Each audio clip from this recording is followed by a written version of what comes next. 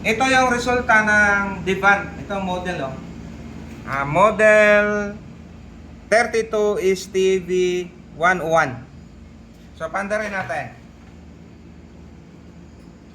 So, pag umandar siya, okay yung backlight, ayos.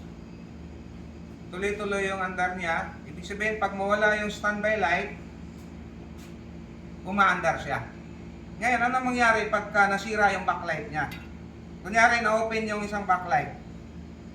Open, ha? Alisin natin to. Na-open. Hindi ko makuha. Ito. Na-open yung isang backlight. Ayun. Namatay. Tingnan nyo yung standby.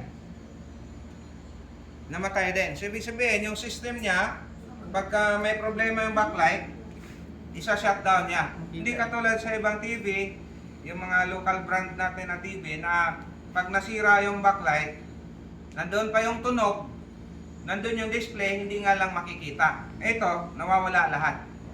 So, katulad ng Sony, nasisira yung backlight, shutdown din ang unit.